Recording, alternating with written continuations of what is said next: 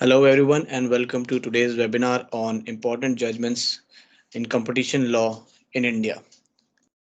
Today, with us, we have our speaker, Mr. Anand Verma, who is a fellow member of the Institute of Company Secretaries of India. He also holds a law degree and is postgraduate in commerce. Mr. Verma is the founder and managing partner of the legal consultancy firm Team Legal, with its head office in Noida and several branch offices across India. Mr. Verma has wide experience of more than 12 years. He specializes in corporate law, intellectual property laws, and handles other matters including FEMA, insolvency, NCLT, and RERA. He is also a certified trademark agent.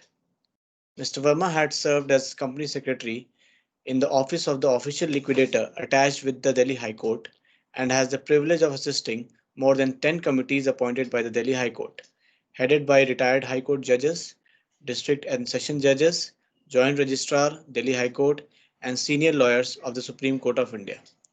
So, without further delay, I would now like to request Mr. Verma to take forward his presentation from here. Over to you, Mr. Verma. Thank you, Dibesh, for the introduction. Very warm welcome to all the participants of today's webinar. I hope everybody is safe and taking appropriate measures for COVID-19. Today's topic of the webinar is important competition law judgments in India. During this webinar, I will be taking you through some brief of the Competition Act, some important provisions of the Competition Act, and how those provisions are, the basis of judgments on the different cases in India. So let's start today's webinar. Just a small request, Mr. Verma, your voice is not clearly audible. Could you speak a bit louder, please? Okay. Now it's fine. Yeah, perfect. Thank you so much. Okay. So I was telling that today's webinar is on important competition law and landmark judgments in India. So through this webinar, I will be taking you through some of the important provisions of Competition Act, a brief about the Competition Commission and how those provisions has an impact on different cases of the competition law in India. Because a little brief about the provisions and some sections of the Competition Act is required to know to understand the judgments. So let's start today's webinar.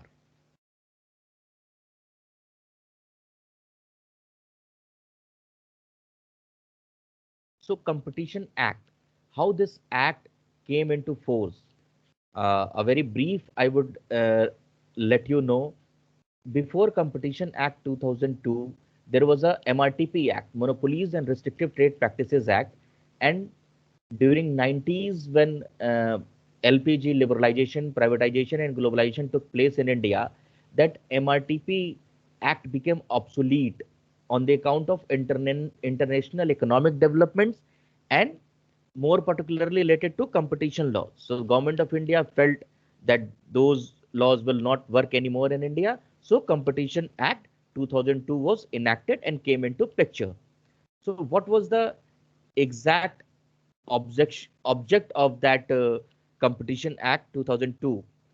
So Competition Act is all about competition, how a competition should sustain in a market, what are the adverse effect on competition, how the position of a enterprise is being affecting the market, what is the relevant market, how supply is being done, how distribution is being done, how price is being established. All these things comprise to the uh, object. So for the object of the Competition Act, a commission was established. So the main object to establish the commission, because everything under the Competition Act was done by the Competition Commission.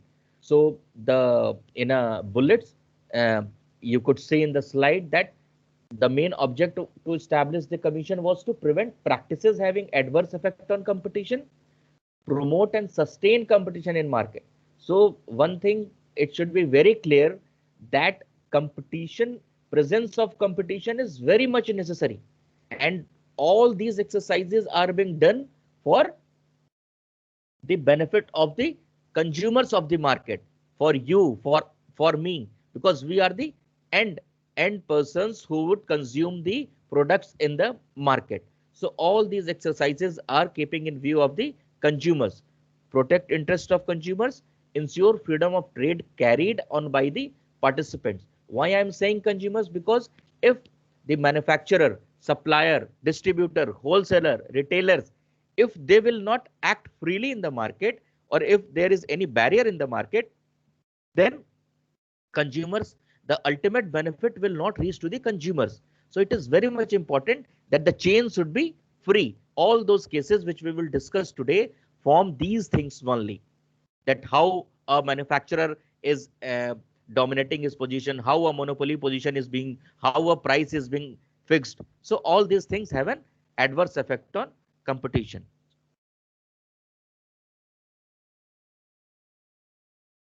So there is a definition of competition given by World Bank.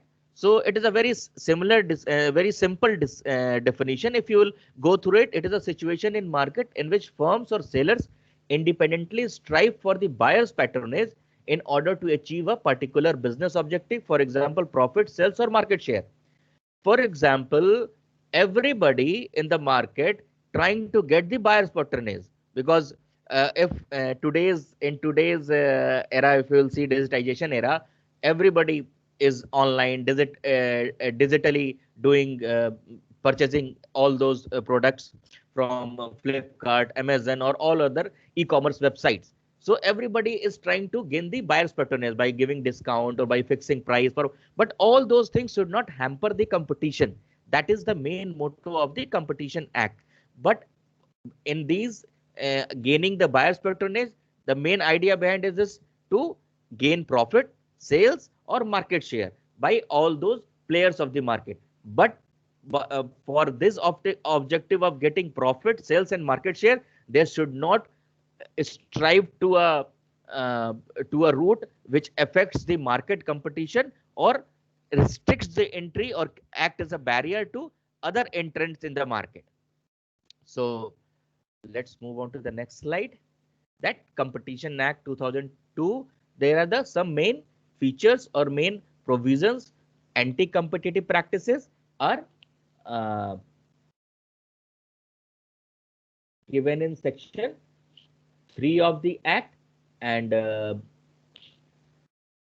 anti-competitive practices, section 3 of the Act. So section 3(1) says prevents any enterprise or association from entering into any agreement which causes or likely to cause an appreciable adverse effect on competition. So how to recognize that this agreement has a anti-competitive practices or it is anti-competitive nature? So for that, you have to remember AAEC, whether that agreement is having any appreciable adverse effect on competition. So what constitute, what are the ingredients of appreciable adverse effect on competition? So if any agreement which have the following ingredients, for example, directly or indirectly determines purchase or sale price, the agreement is limiting production, supply, technical development, or provision of services in market, or result in bid rigging or collusive bidding. So if these ingredients are present in any of the agreements, it will be termed as anti-competitive agreement. Second was it, section 4 is saying abuse of dominance. If a enterprise is has such a large market share and such a consumer base that its products are easily sellable in the market, but even though he has no authority to dominate its position. Section 4 talks about abuse of dominance and under what circumstances a dominancy could be established, that we will discuss in the case laws. Merger and acquisitions, section 5 and 6 deals about the merger and acquisition. If any merger and acquisition is taking place, so the Competition Commission of India foremost objective is to see that those merger and acquisitions should not have any negative impact on the market or negative impact on other players of the market which are already working. And another one is the competition advocacy. Section 49 says competition advocacy. So what is competition advocacy? If state government or central government is making any law with respect to the competition in its state or in India, then it must obtain a opinion from Competition Commission of India. It is not mandatory for the state government or central government to imply that opinion, but it should obtain a opinion that is called competition advocacy. So what are the exact duties and functions of the commission? So the exact duties and function of the commission, the first one is to eliminate practices having adverse effect on competition. So all these, see, these are the duty. These are very much important. This will form the basis of the judgments. This will form the basis of the commission findings. So eliminate practices having adverse effect on competition, inquire into certain agreements and dominant position of enterprise. That what I told you in the earlier slide, the anti-competitive agreements and abuse of dominant position. Inquiry into combinations, reference of an issue by a statutory authority to the commission, reference by commission, power to issue interim order, and competition advocacy. These are the major important duties and functions of the commission. So there is a statutory structure established in the competition commission, that is the in the Competition Act, that is called CCI, Competition Commission of India. So if any person feels that the competition is being affected and some unfair trade practices are being used, then that person go to the commission and act as an informant. Even though commission on its own motion suo moto feels that there are some anti-competitive practices are going in the market, or concerning some merger amalgamation, concerning some joint ventures or anything, so this commission could suo moto start an inquiry. If after this inquiry or after receiving reference from any person, if commission finds out that yes, there exist ingredients of the anti-competitive practices, then its officer, who is called as Director General, to further investigate into the matter. And Director General, if on its investigation finds there is no such contravention of the act took place, then commission could call the opinion from the parties. And if Director General says yes, prima facie, on the face of it seems that there is a anti-competitive practices, then a further investigation is ordered by the Competition Commission of India. So the anti-competitive agreements, I've told you section 3. So section 3, subsection 3 states about the horizontal agreements. What are the horizontal agreements?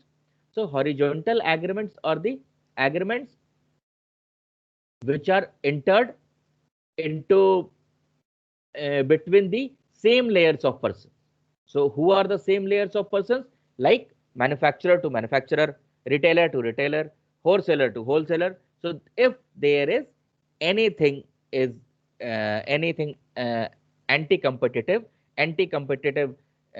clauses are being entered into that agreement, so that is called horizontal agreement. So, and these horizontal agreements include cartels engaged in identical or similar trade of goods or provision services, which directly or indirectly determines purchase or sale price. See where this comes into picture. Limits or control production supply, shares the market or source of production, directly or indirectly results in bid rigging or collusive bidding.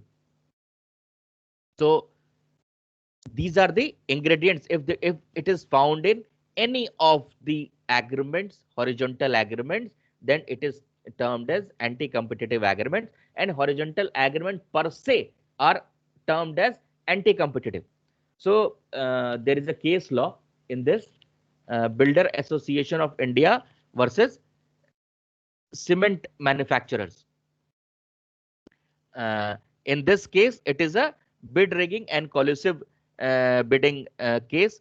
What happened in this case, that while applying the bid for to this central government, more than 50 bidders quoted the same price. So it seems the opposite party, the informant who filed the case uh, against the Cement Manufacturer Association, said that it is a case of bid rigging and collusive bidding. So Competition Commission of India looked into the matter and said that such type of the horizontal agreements and anti-competitive practices are present in this. So it is termed as anti-competitive. So the next one is vertical agreements. What are the vertical agreements? The vertical agreements are entered between two or more enterprises operating at different levels.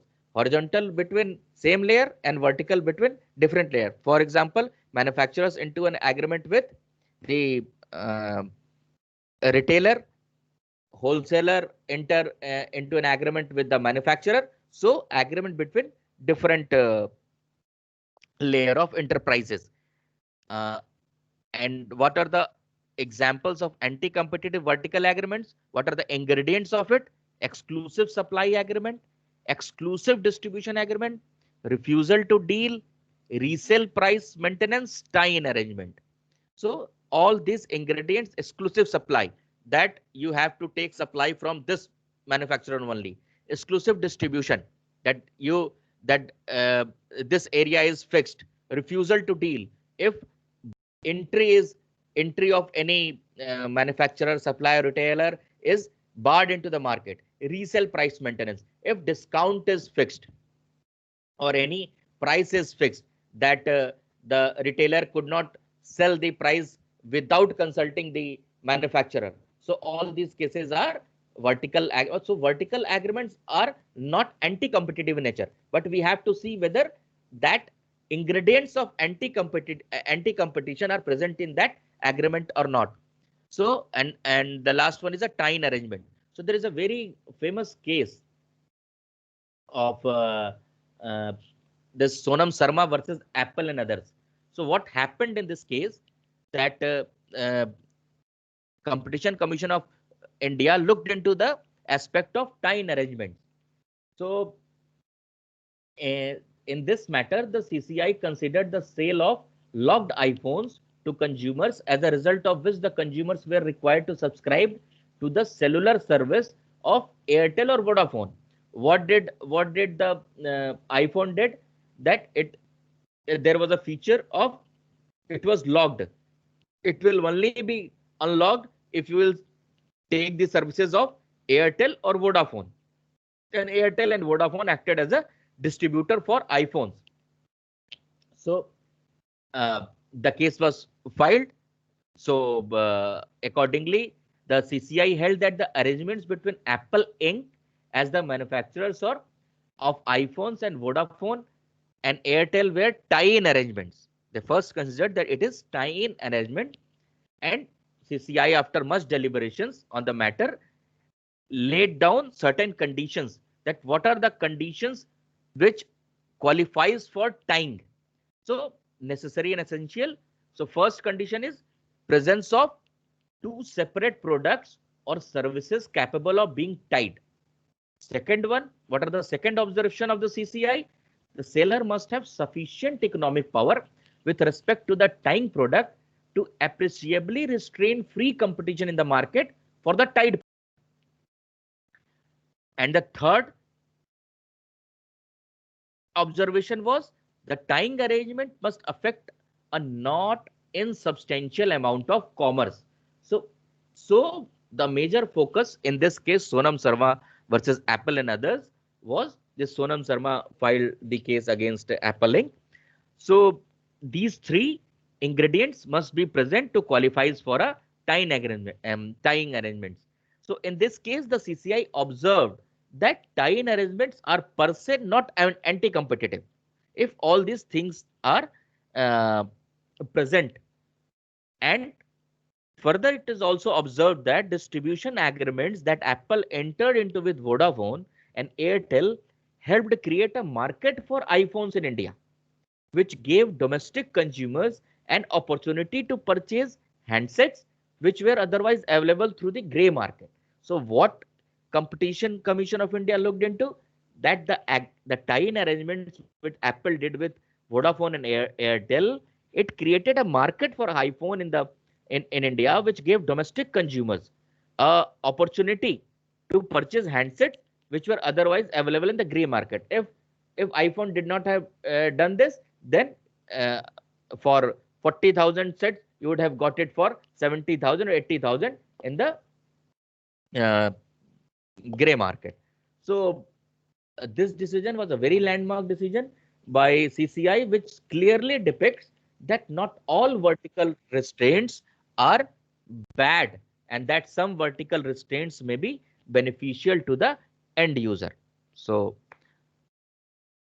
let's move on to the next slide.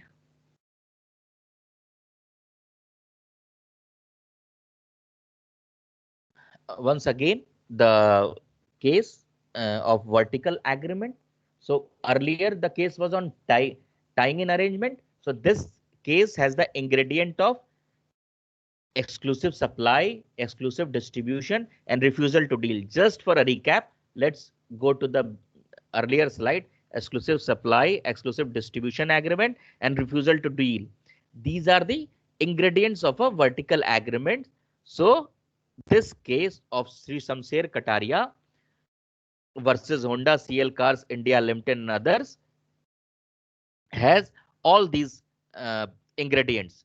So in this case, the concept of vertical agreements, including exclusive supply agreements, exclusive distribution agreements, and refusal to deal were deliberated by the commission.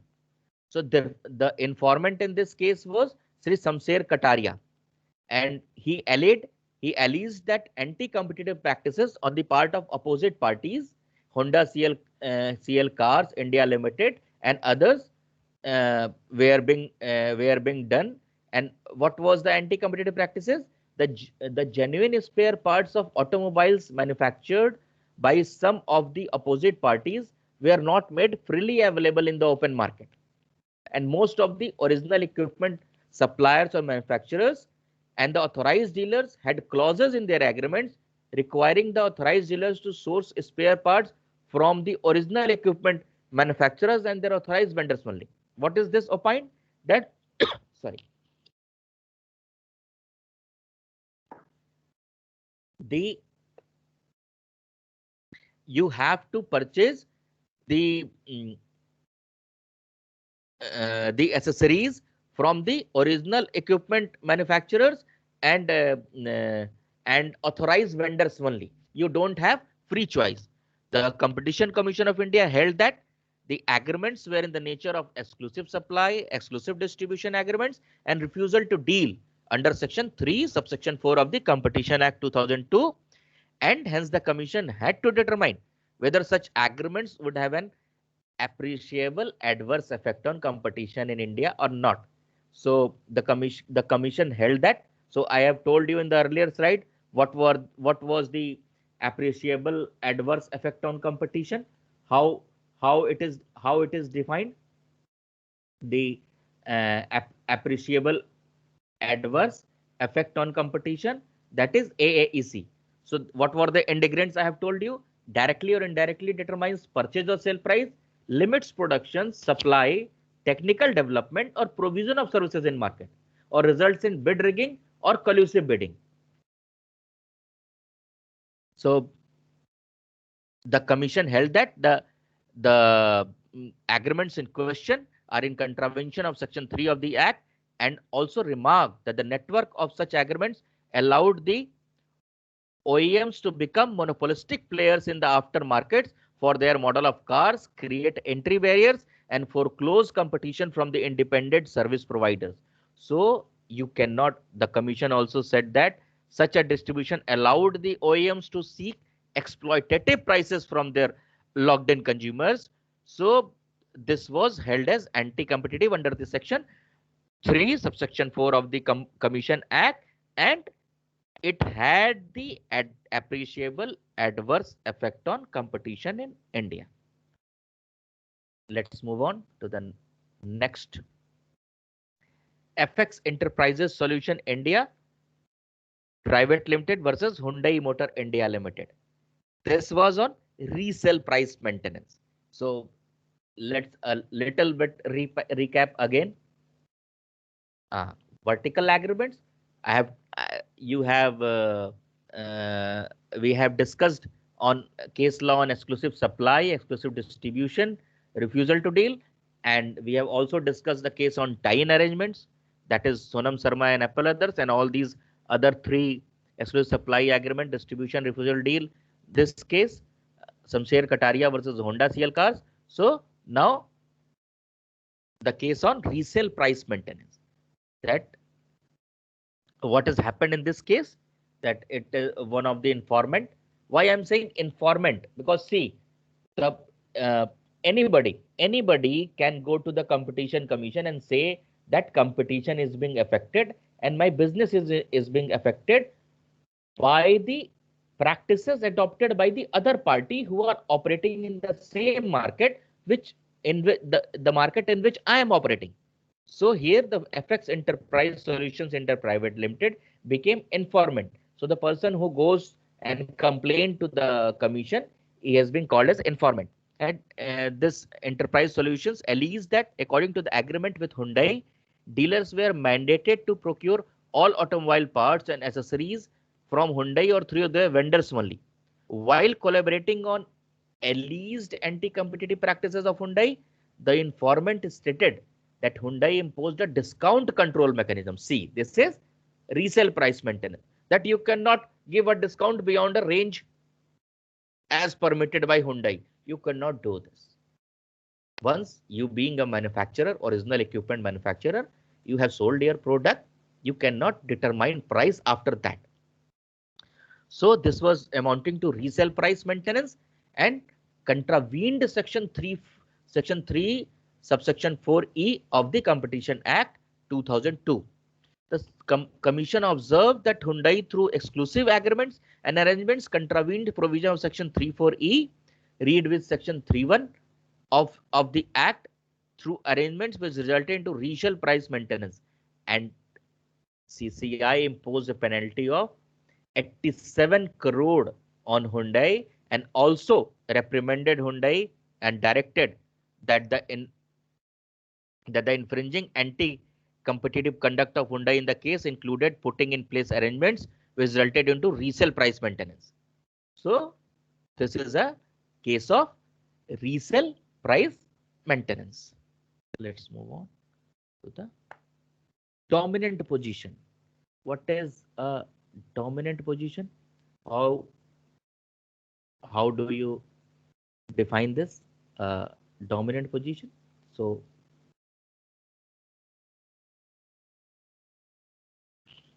section 4 of the Competition Act states about the provisions of the abuse of dominant position.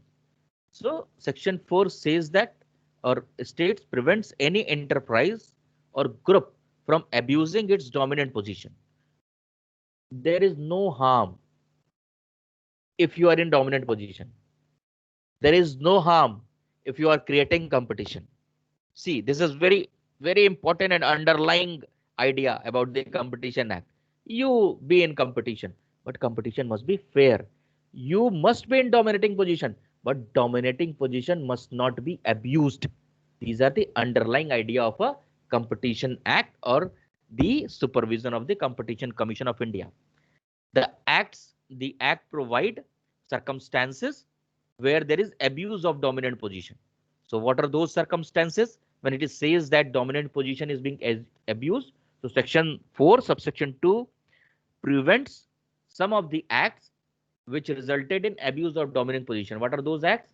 The first one is impose unfair or discriminatory condition or price in sale and purchase of goods or services.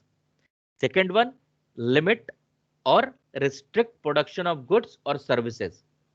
Third one, technical or scientific development relating to goods or services to the prejudice of consumers.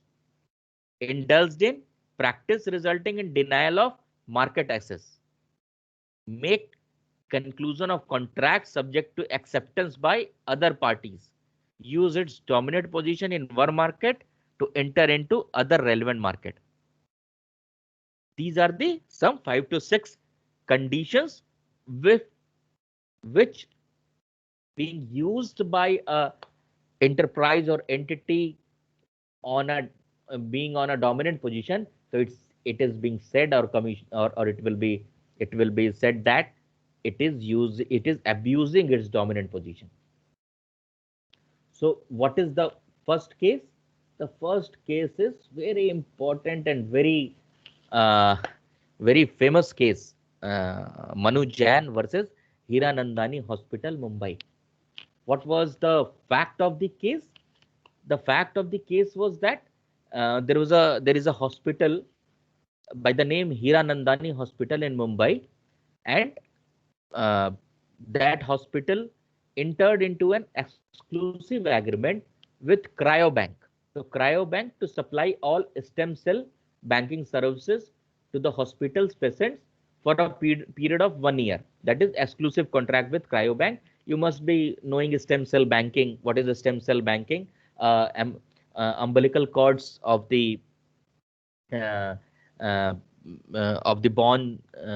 born children were kept in a bank, that is cell bank, and that is used for future. That is a series of investigation and a series of research is going on these stem cell banking. That will if we will preserve it at this stage, then at later stage that stem cell will be very much beneficial for that particular children if he faces any medical condition. So Manju Jain, a pregnant woman, entered into an agreement with LifeCell. Hiranandani Hospital entered into an agreement with Cryobank for all its patients who want umbilical cord to be kept safe. So they have to take the services of Cryobank.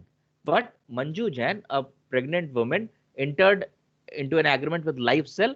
LifeCell is a other player of the stem cell banking other than Cryobank, and so Mrs. Jain was registered. However, medical facilities, Mrs. Jain was taking medical facilities from Hiranandani Hospital, but she entered into for stem cell banking. She entered into an agreement with LifeCell, not with the Cryobank, and LifeCell was Cryobank competitor. Mrs. Jain requested Hiranandani Hospital to allow LifeCell to collect the stem cell blood soon after her delivery. So Hiranandani Hospital refused that no, we cannot do this. You have to take the services of Cryobank, not the LifeCell. So a case was filed against Hiranandani Hospital that Hiranandani Hospital is using its dominant position. So Competition Commission of India held that the exclusive contract between the Hiranandani Hospital and Cryobank was anti-competitive and in contravention of the provisions of Section 3, Subsection 1 of the Competition Act. And the basis, why did this basis, this finding was done by the Competition Commission, that the Cryobank had caused appreciable adverse effect on competition in the market for stem cell banking, and it restrict the entry of other players. The CCI made these findings notwithstanding that the exclusive contract had a short duration and was terminable on notice. So CCI does not consider this fact that the agreement entered into between Hiranandani Hospital and Cryo Bank was just for a year. Then Hiranandani Hospital was appealed in COMPAT, Competition Appellate Tribunal. Here, I want to give you important information to all the attendees of the webinar that now the COMPAT is not functioning, and after the implementation of NCLT, National Company Law Tribunal, all the appeal of the Competition Commission goes to the NCLAT, that is National Company Law Appellate Tribunal, and not to the COMPAT, because COMPAT is nowhere functioning. So this was the earlier case before the formation of NCLAT. So Hiranandani goes to appeal to the COMPAT. COMPAT reversed the order of CCI. Here it is very important. COMPAT said that the exclusive contract did not restrict the choice of the service provider in the relevant market. By virtue of exclusive contract, Hiranandani could provide stem cell banking services only to cryobanks, but patients remained free to secure those services from cryobanks competitors by switching hospitals. So what was the COMPAT assessment here? That although there was exclusive agreement between cryobanks and Hiranandani, so if the patient who are coming for the delivery at Hiranandani Hospital does not like this agreement, that no, I will no go, don't want to go with cryobank, I will go with some other stem cell service provider. So they are free to switch the hospital. There is no binding. So the COMPAT highlighted that there were 13 other suppliers of stem cell banking services active at that time, and patients were free to use those services providers according to their convenience and financial capacity. COMPAT also make a note on CCI judgment, a very very strong note, that CCI confused its competitive effects analysis by presuming that the stem cell banking services was an integral part of the maternity services. It was an integral part of the maternity services, but it was not. CCI assumed that it was an integral part, but COMPAT said no, it was not. So made some important important conclusions in this case. I will not go in very detail, seeing the constant of the time.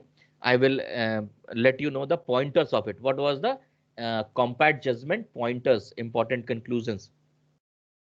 The CCI should be wary of self-interested informants.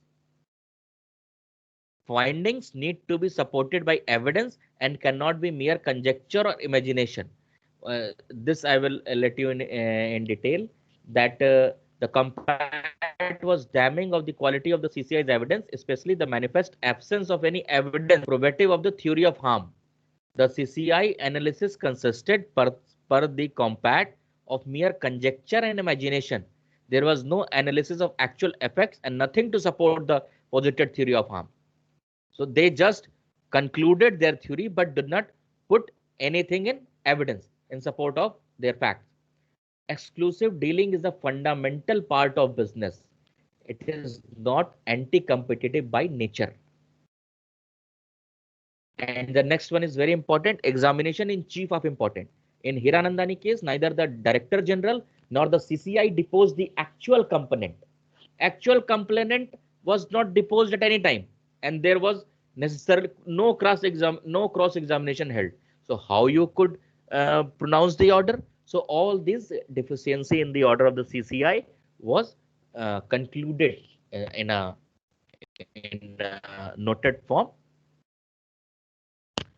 So let's move on the next. CCI imposed fine of INR 522 million, that is worth 52 crore, against Board for Control of Cricket in India, everybody know BCCI, for an alleged abuse of dominance. What dominance did this BCCI did?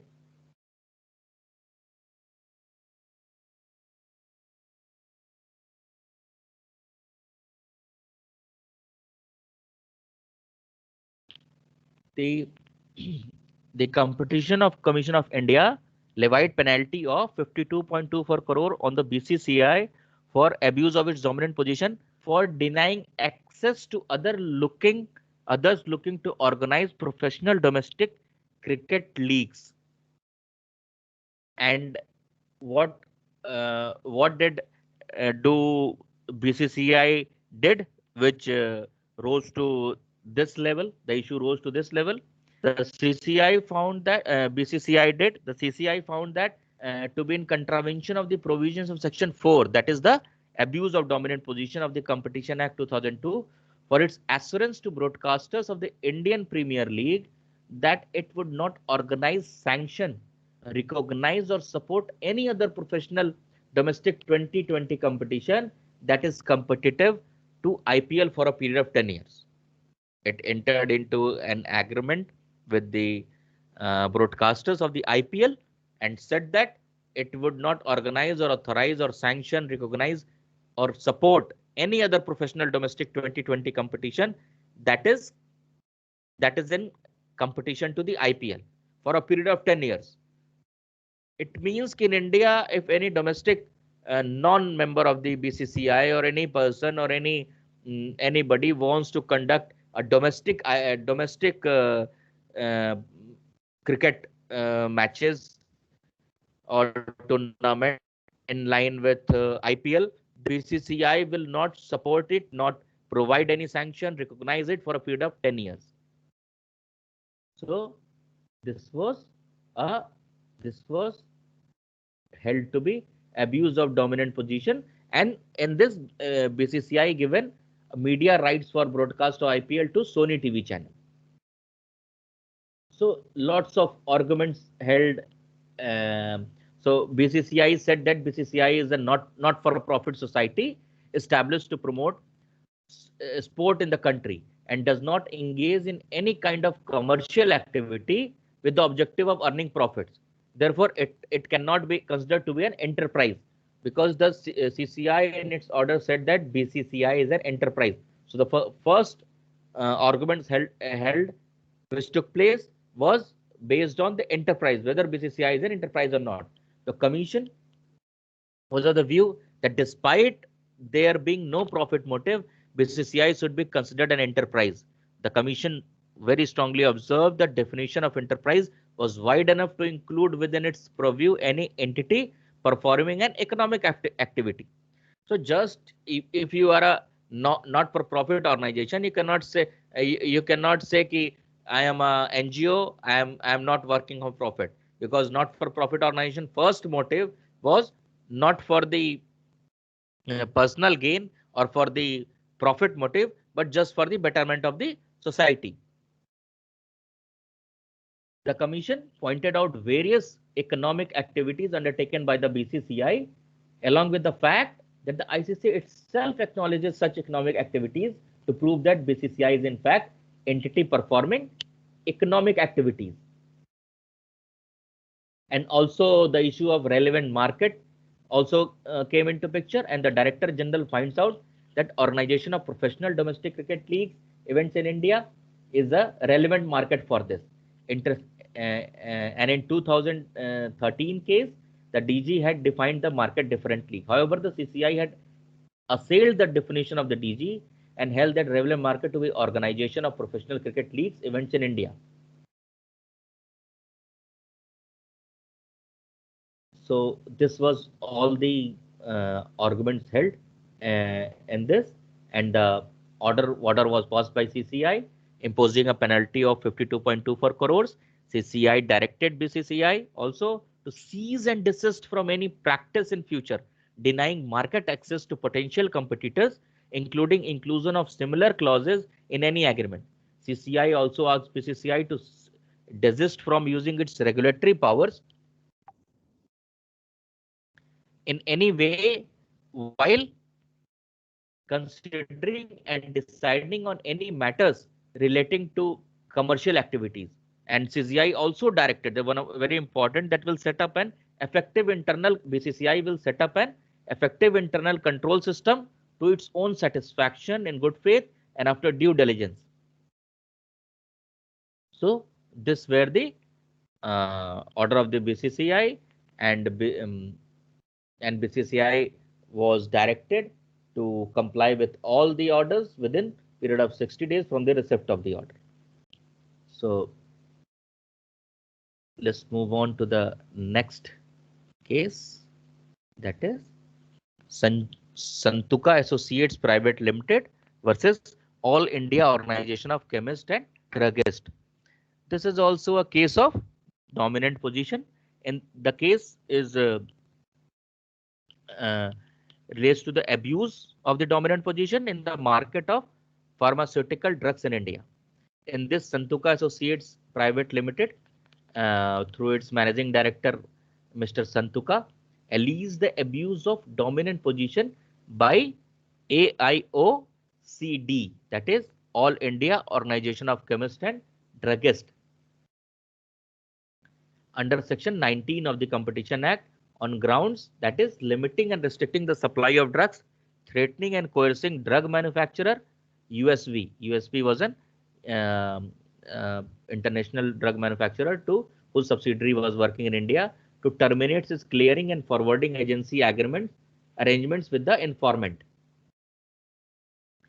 And in this case, the activities were found anti-competitive under Section 3 of the Act, and cease and desist order was passed against AIOCD with a penalty of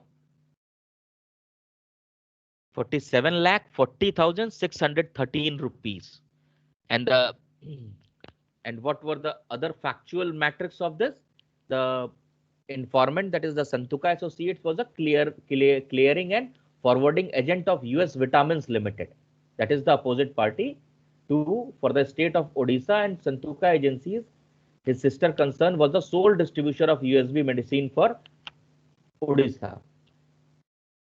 What AIOCD did, it was an all India body registered under the Societies Registration Act, has full control over the stockist of drugs and medicines all over the country. The dispute related to the election of one of the presidents, and after and the bearers of UCDA, by forming AIOCD Utkal Committee, and he himself appointed as the chairman with his aides as convener and committee members.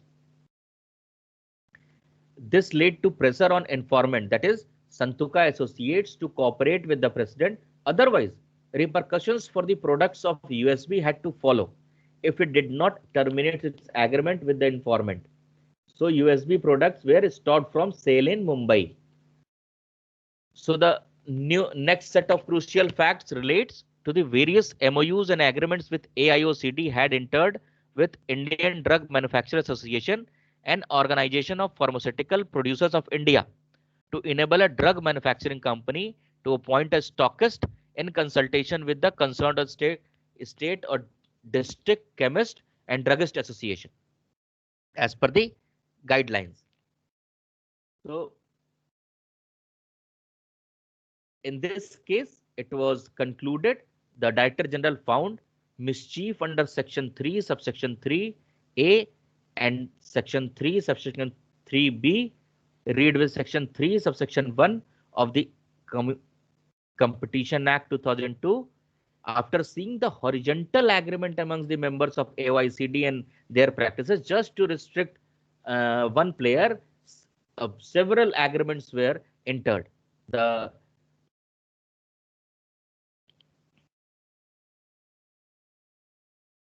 What were the issues by CCI? The CCI said whether the actions and practices of AIOCD regarding grant of NOC for appointment of stockist, fixation of trademark, trade margins, collection of PIS charges, and boycott of products of pharmaceutical companies are violating Section 3 of the Act. So there were many issues. So what was the decision? The final decision in this case was AIOCD, that is the All India Organization of Chemists and Druggists, was asked to cease and desist of all anti-competitive practices within 60 days from the date of receipt of the order by virtue of Section 3 of the Act, and was also directed to declare no requirement of obtaining an NOC for appointment of a stockist inform all chemists and druggists and all its members and associations that they were free to give discounts to the customers, inform that PIS charges were not mandatory and PIS services could be availed by manufacturers or pharmaceuticals on voluntary basis. So this was the case of abuse of dominant position by Association of Enterprises, and not just by the enterprise itself. Section 3 of the Competition Act also allegations of anti-competitive practices by association and its members. So Competition Act does not say that only individual entity could indulge in dominant position, but association of entities or association of persons could also indulge in abuse of dominant position. So in this case, a penalty, as I said, was levied on pharmaceutical sector, which was for INR 4.7 million, that is 47,40,613 rupees. So let's move on to the next case, Coal India Limited versus Sponge Iron Manufacturers.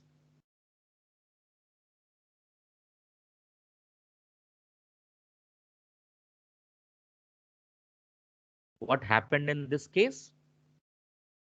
That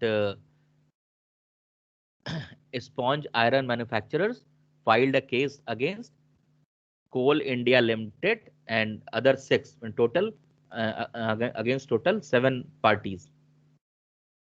And it is stated that Coal India Limited is the largest producer of coal in India, and other opposite parties joined and enjoy a virtual monopoly over the production and supply of coal, producing over 80% of the coal in India. So the sponge iron manufacturers filed a case against Coal India Limited and other 6 players and said that Coal India Limited comprises of 80% of the production of coal, and including other 6 members. Being in a monopoly, the Coal India Limited forces consumers, that is the companies involved in manufacturing sponge steel, sponge iron, steel, dependent upon coal supply from Coal India Limited. So the coal was required by many manufacturing units who were manufacturing sponge iron, steel, or dependent upon the coal supply from Coal India Limited. So what did this CIL do? CIL did that it forced its consumers, its purchasers, to enter into one-sided anti-competitive FSA,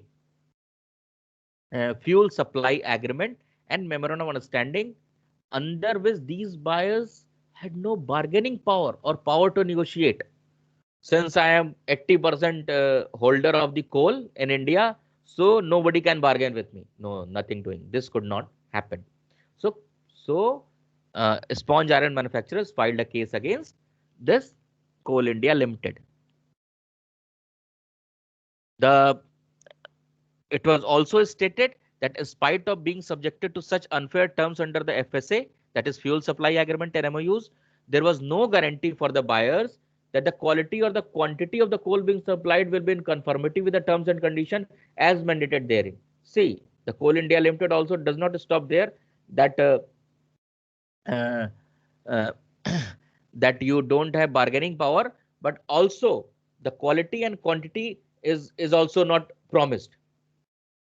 So, and many times poor quality of coal was provided to the sponge iron manufacturers. So the commission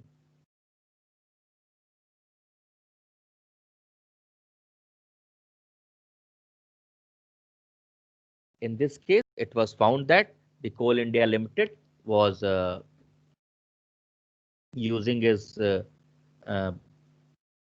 dominant position, and a cease and desist order was issued against Coal India Limited, and also to change the conditions of the agreements in this. Let's move on to the next slide. This is also a fast-way transmission case on the dominant position.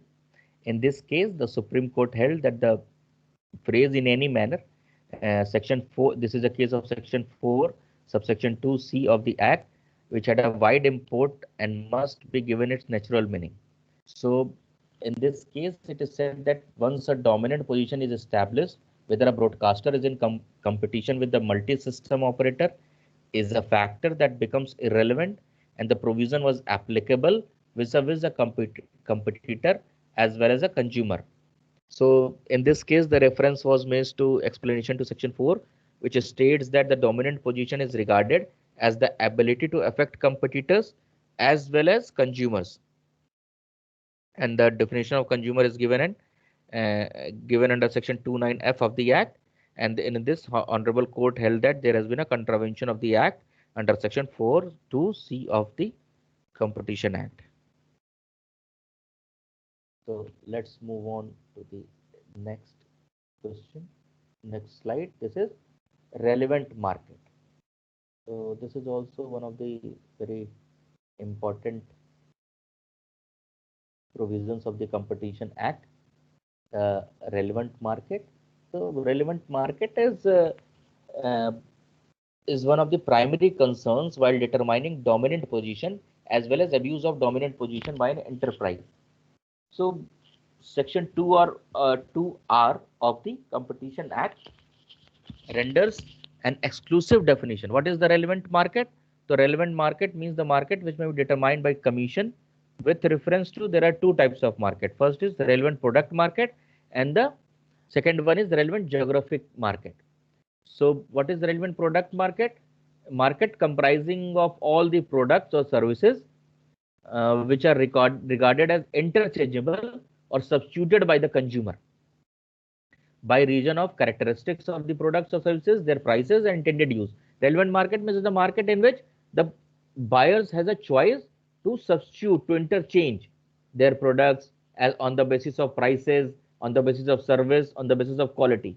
And what is relevant geographic?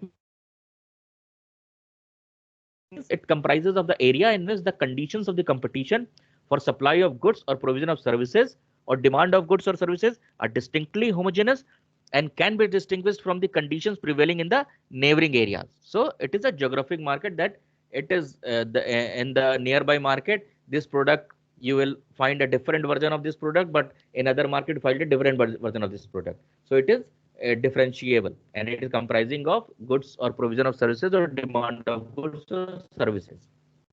So the first case on the relevant market is the Saint-Gobain Glass India Limited versus Mrs. Gujarat Gas Company Limited. In this case, the Competition Commission of India, in order to determine the relevant market, because once a case comes to Competition Commission of India or the Commission, it has to look into the various factors, whether anti-competitive practices are there, whether it is a horizontal agreement, whether it is a vertical agreement, whether appreciable adverse effect on competition is there, whether relevant market, whether relevant product market or relevant geographic market. So on the basis of all those consideration, whether unfair trade practices are used, anti-competitive practices are used, all the ingredients are available or not. On the basis of all those things, a final judgment is being given. So in this, the CCI took note of factors to be considered while determining relevant product market and relevant geographic market. The CCI stated that to determine the relevant product market, the Commission is to have due regard to all or any of the factors, that is physical characteristics or end use of goods, price of goods or service, consumer preference, exclusion of in-house production, existence of specialized products, and classification of industrial products in terms of the provisions contained in section 19 subsection 7 of the Act. So what is a relevant market? So this case acted as a landmark case in which the ingredients of a relevant market is being discussed or concluded. Let's move on to the next case, that is Jupiter Gaming Solution. Similarly, in this case, Saint-Gobain not only relevant product market, but relevant geographic market is also discussed by the CCI. And what were the ingredients to establish a relevant geographic market? Regulatory trade barriers, local specification requirements, national procurement policies, adequate distribution facilities, transport cost, language, consumer preferences, and need for secure regular supplies or rapid after sales services in terms of the provisions contained in section 19 subsection 6 of the act. So section 19 subsection 7 talks about relevant product market, and section 19 subsection 6 talks about the relevant geographic market.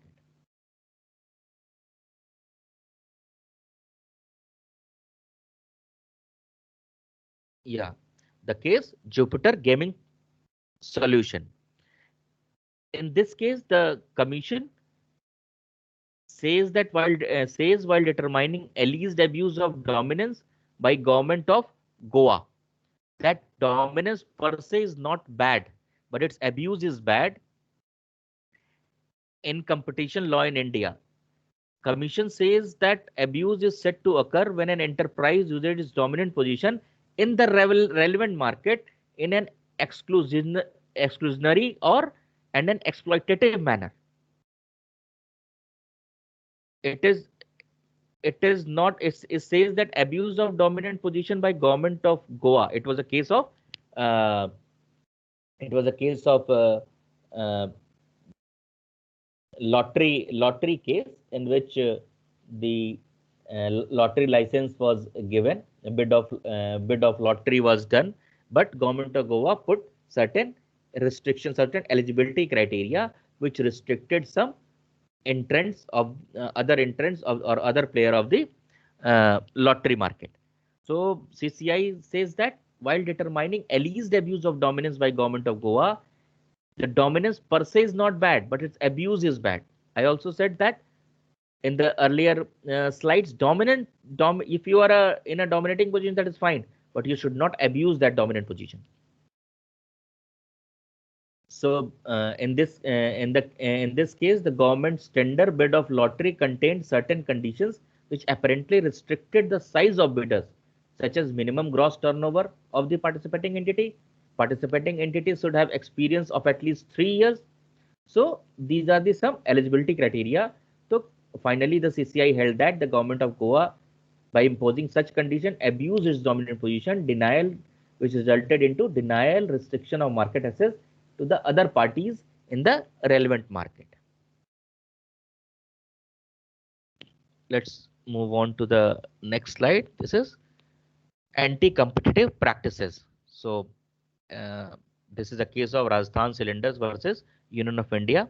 What happened in this case? This was a case of 2018. Supreme Court discussed about the parallel pricing by placing it in context of the prevailing market conditions. The case arose when the CCI took suo motu cognizance of the matter based on an investigation report by DG in other case. I also told you in the earlier part of the webinar that who can file case to the CCI. So anybody can go file case, even government can go, statutory authorities can go. There is also one provision that CCI can suo motu on its own motion. Suo motu means on its own motion can take cognizance of anything which it finds that it is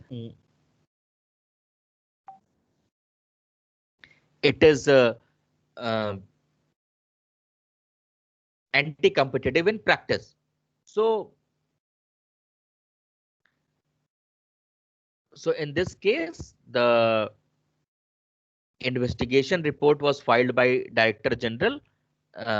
The investigation report revealed that there was identical similar bidding by 50 bidders in response to a tender floated by public sector company Indian Oil Corporation for the procurement of LPG gas cylinders. So while investigating another case, Director General came into knowledge that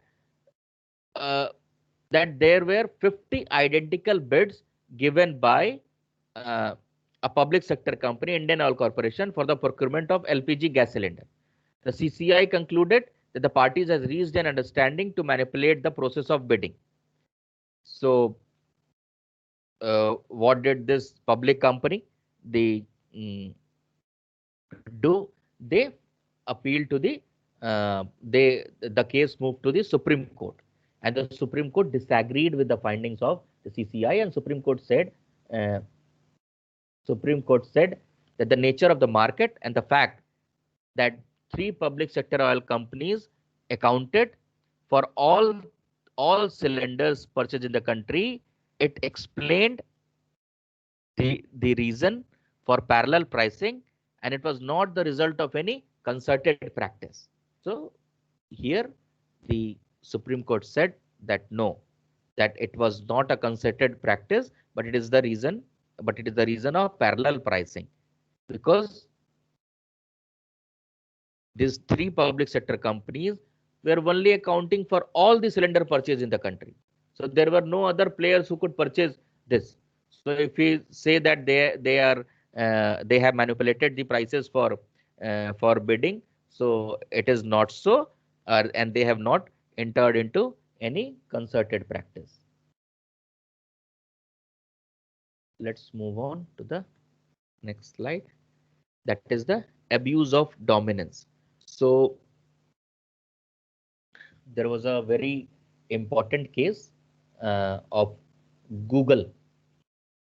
In this, what has happened in this case, that in this case inquiry was done for a span of 6 years, and Google was found to have abused its dominant position.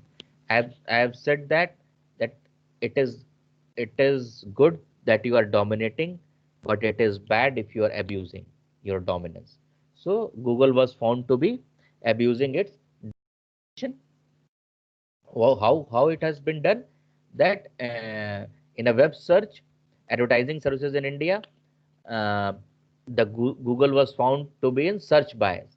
What it does, it displayed and played its own commercial flight unit with links to Google specialized searches option services.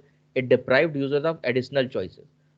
So just to give advantage to some of its own entities, whenever a person searches into that criteria, the Google shows the result which it wants, not what the consumer wants.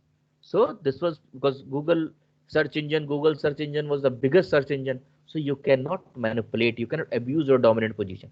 So the CCI noted that Google access to large amounts of big data from personalized search histories could lead to leveraging its position in vertical markets such as Google Maps, Google News through data analytics, and a penalty of 135.86 crores was levied on Google. That amounts to 19.15 million.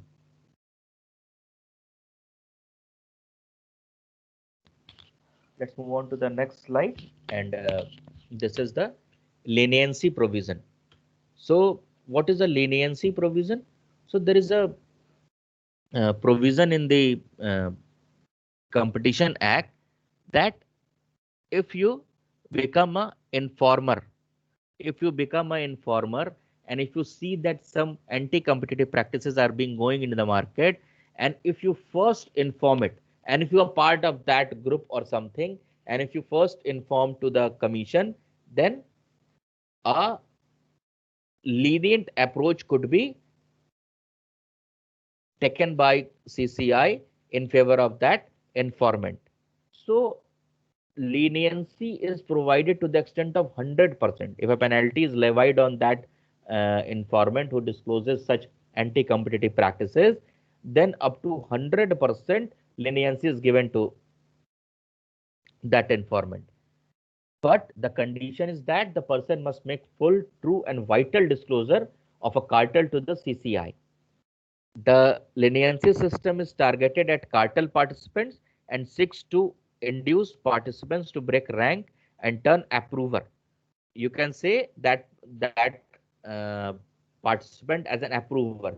If you are part of a cartel and if you seems that the clauses or agreements or or the activities which are going on in that cartel or among the members of the cartel is such that it has an appreciable adverse effect on competition, then if any member on part of that cartel can become approver and complain to the CCI.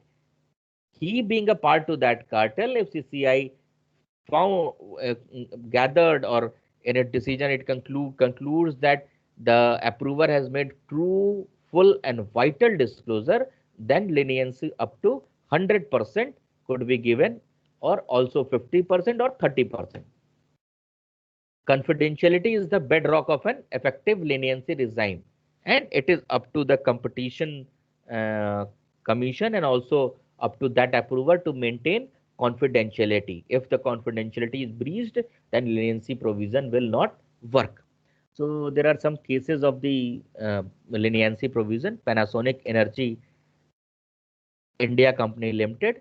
So this is a landmark decision where CCI granted its first 100% reduction in penalty to Panasonic Energy India Company Limited for coming clean because it disclosed a full, true and vital facts before the CCI.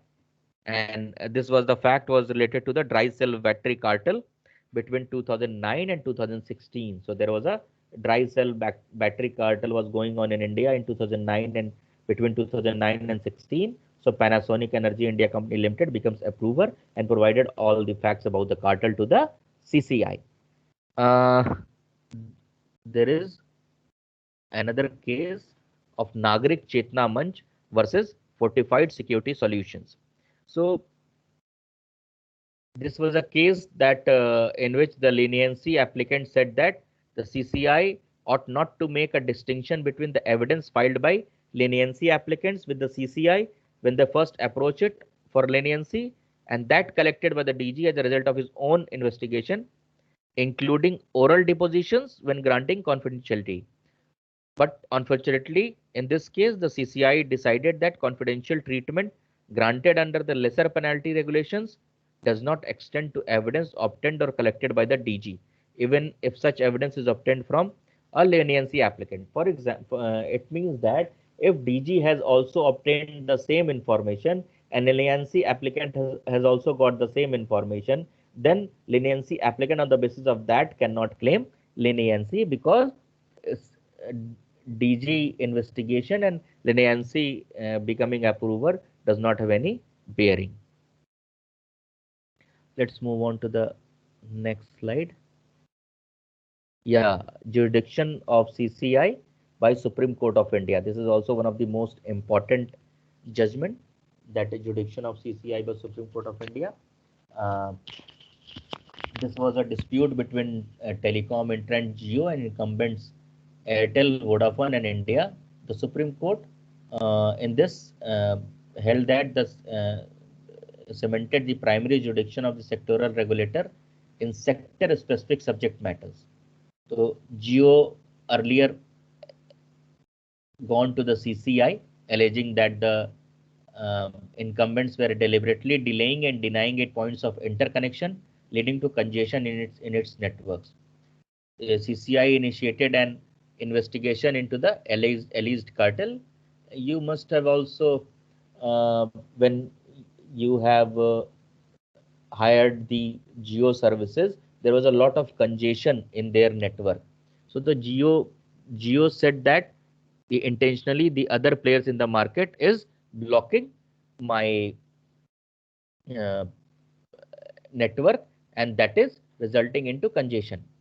So this was again challenged before the Bombay High Court, which held that since the present issue was governed by contracts falling within the purview of regulations issued by TRAI and the terms of their telecom licenses issued by the Department of Telecommunications, the matter fell within the ambit of TRAI's jurisdiction. The Bombay High Court said that since this is the matter of this is not a matter of CCI, but this is a matter of should go for the to the telecom Department of Telecom, because Department of Telecom has also its legal framework. They also have their judges and all those things. So the Bombay High Court said that you should go to the TRAI and not to the CCI. Supreme Court, the matter also then again the matter went to the Supreme Court. Supreme Court noted that the matter could not be proceeded with the CCI unless the TRAI and its appellate body had come to a decision on the underlying issues. So the uh, Supreme Court was also of the same opinion that this was the case of jurisdiction of TRAI and not the CCI. Let's move on to the next slide. So this is a slide which depicts what are the contravention of Competition Act and its consequences. When a contravention of the Competition Act took place, what are its consequences? What are the penalties? So what are the contravention? First one is anti-competitive agreements. What is the fine is mentioned in the next column, and who is liable. So in anti-competitive agreements, penalties up to 10% of turnover or 3 times of the cartelized profit. Similarly, who is liable? Enterprise who enter into anti-competitive agreement, or directors who are directly indulged into that. Abuse of dominance, similarly, you can look into the chart because we have a time constraint. So let's move on to because this will be available to you after this webinar. So you can look this chart. So today's webinar is all about the Competition Act and what are the important judgments. So I have told you in brief about how the Competition Act came into picture, what are the important provisions of the Competition Act, what are the objects of the Competition Act, why Competition Commission of India is established, what are the objective of the commission, what are the important provisions, that is anti-competitive agreements, abuse of dominance, merger and amalgamations, competition advocacy, all those things are in anti-competitive agreements. I've told you there are horizontal agreements, there are vertical agreements, and then there is a important section of abuse of dominant positions and how this relevant product market, relevant geographic market, how these are determined, how competition is being affected, what is AAEC, appreciable adverse effect on competition. So all those things form a important part of the Competition Act. And this this is and one most important thing which I have told you is the leniency provision. So if you will go through this slide through this PPT after this is loaded, you go through it. Also the sections which I have told you, section 3, section 4, section 19, abuse of dominance, all those things, these are very much relevant and very much important for your courses. In whichever field you are going to be a lawyer. So all those things, whether you are uh, act, practicing in Competition Act or not, but you have to be, if you are going to be a legal advisor to a company. So if you are not aware of all these provisions, that yeah, our business is being affected because other players are using anti-competitive practices, the agreements. If you are a lawyer, you will get a agreement to be drafted. So what you will look into that? You look into that. What are the clauses which are beneficial for your client? Is there any clauses which affecting the interest of the client? So Competition Act is very much important. Either you are a company secretary, either you are a lawyer, whether you are starting your own practice, whether you are going to act in a firm, or you are going to be employed in a company, everywhere you will get drafting. Drafting is the basis of a lawyer, of a company secretary, of any legal professional. So in everywhere, if Flipkart is Amazon, Flipkart, these are e-commerce websites are being organized, you just see a big billion days sale. You know how many vendors are going there. So whether Flipkart agreement, if you get to see the Flipkart agreement, all these ingredients have to be checked. Whether those vendors, these domestic vendors, are being cheated, or whether or they are being mm, uh, abused of being a dominant position of these e-commerce websites. All those things have to be has to be seen. So go through it. I hope you you had got a good insight of the Competition Act. And thanks for listening throughout the webinar. And good evening to you all, and a good day. Thank you.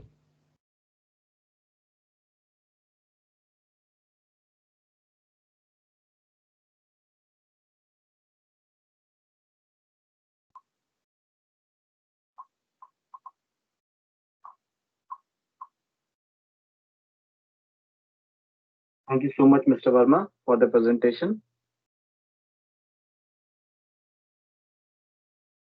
So I hope the participants had a great idea of the landmark judgments in competition law. And if you have any questions regarding this session, you can reach out to Mr. Verma, or you can email your questions at ipcourse@figi.com. I will make sure that we attend it. Thank you so much for participating. Have a nice day.